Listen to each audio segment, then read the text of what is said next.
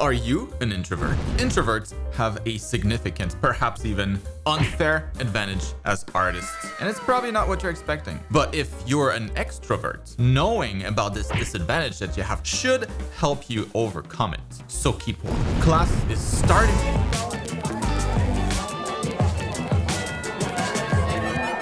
All right, class is in session. Pay attention. What unfair advantage do introverts have as artists? Well, first, maybe let's get the obvious, the basic stuff out of the way. I think it's common knowledge that most extroverts feel like energized, in the presence of others in social environments, talking with people, while introverts, on the other hand, will feel like those environments are draining their energy. Introverts, generally speaking, will feel more energized on their own, or let's say in much more calm environments, preferring to listen and observe rather than talk. And when I say talking, of course, I mean in person, but also very relevant online on social media. Extroverts tend to post a lot more. Of course, not everyone is 100% one or the other. It's a spectrum, but I'm sure you can identify as either one or the other. So what's unfair? Well, not surprisingly, it has to do with the talking part. In many aspects of life, being talkative, social, is considered an advantage, a good trait to have, and it often is. But there's one specific instance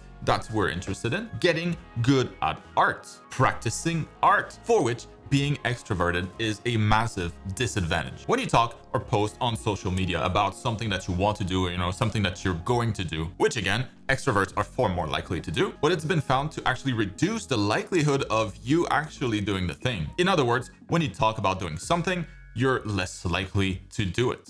Why? There's a long history of science to back this too. A recent study that I'll link down in the description of the video, for example, came to the conclusion that when we publicize our goals, our goal-related performance gets seriously compromised. Interesting. I'm sure you have a lot of friends, or maybe know a lot of people that have, like grandiose plans all the time. Like they tell you they want to start a business or start to work out, or that they want to pick up a new skill, or always post on social media about like new challenges that they're starting, but somehow they never actually do it despite everybody's encouragement. I know many people like that. Big talkers that don't end up actually doing much. Heck, I found that this happened to me a few times when I publicly said, that I was going to do an online challenge, yet every time I've failed to follow through until the end. I always thought for some reason that peer pressure would help motivate me, but it never does. What gives? Why does this happen? Why do we doom our goals the second that we talk about them, the second that we share them? Why does talking seem to backfire so much? Well, to understand this, it's important to understand how the brain works on a basic level. Very simply put, like making goals and any progress towards those goals is hardwired in our brain to generate positive, rewarding feelings. In other words, it gives us a kick of dopamine, the happy hormone. It's basically what keeps us going. The thing is, in order for these emotions to be motivational until our goal is realized, well, the reward has to be time released, meaning little by little until you're done. So let's say you're practicing drawing or doing like an anatomy study. It's critical that you find something fun in the process, or you'll lose interest really quickly and stop doing it. We can't go for too long without that kick of dopamine, that release of the happy hormone, or we end up losing interest in the goal. That's why it's so hard to motivate yourself when you have depression. Like you simply can't get those kicks of dopamine anymore. So nothing feels worth doing. We're really all dopamine junkies. It's what drives everything that we do in life. And that's why I always recommend tackling projects that you can easily complete without too much struggle. Just a little. Too much struggle means not enough dopamine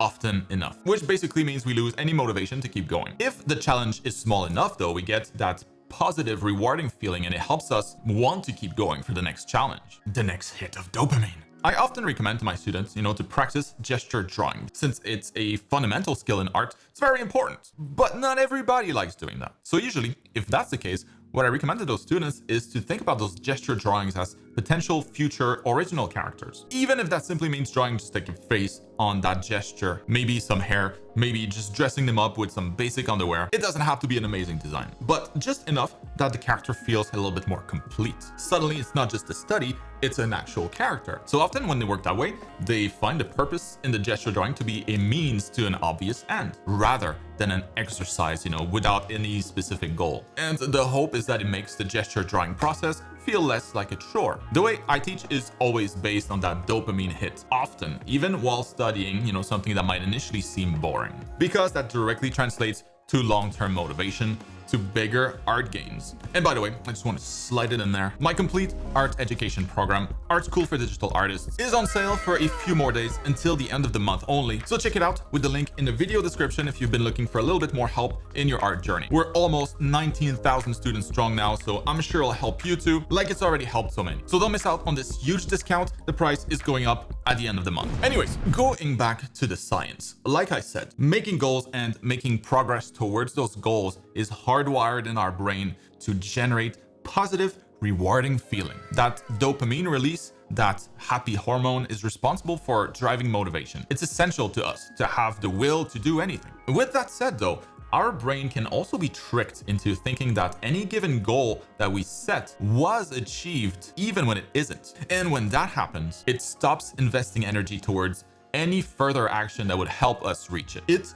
crushes our motivation, and we don't want that. But that's exactly what happens when we publicize our goal intentions, when we talk about something before doing it. In the unlikely case that you have 0 friends, nobody at all to talk to, and nobody following you on social media, like not a single soul, then that wouldn't be a problem at all. The problem actually starts when others acknowledge our goals, when they cheer us on, when they praise our initiative. This might seem like it would be encouraging, but all that positive attention is just the perfect thing to trick your brain, because what happens is we end up getting all our dopamine reward all at once thanks to all of the attention. It feels good to see others leaving those likes or nice comments on our posts. It feels good to get praise from your parents or friends about your goals of becoming an artist, trying an art challenge, or wanting to make games or movies. The more others admire our goals, the more dopamine rush we get, and the less likely we are to execute the future necessary actions to implement them. Why work hard for that trickle of dopamine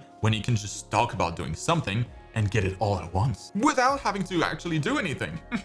Why work hard for that slow internal reward you get when you work towards your goal privately, when you can get a rush of external reward instantly just by saying you're working towards a goal? Talking about doing something depletes our feel-good fuel, keeping us from reaching our final destination, our goal. It also gives us a fake sense of fulfillment. It signals to the brain to move on and actually makes it much harder to keep going. Harder compared to if you just kept your goal to yourself in the first place. The extrovert disadvantage lies right here. All their life, they get those instant kicks of dopamine just for talking about things that they plan to do, side hustles that they're going to start, projects they want to work on. They learn very early in life that talking is a great substitute for doing in many aspects of their life. Introverts, on the other hand, don't necessarily tend to talk publicly too much about their art goals or their goals in general. They often don't feel a need to show their art or put themselves out there. If anything, it's something that they have to force. And as a result, they tend to focus on themselves and their goals rather than the external rewards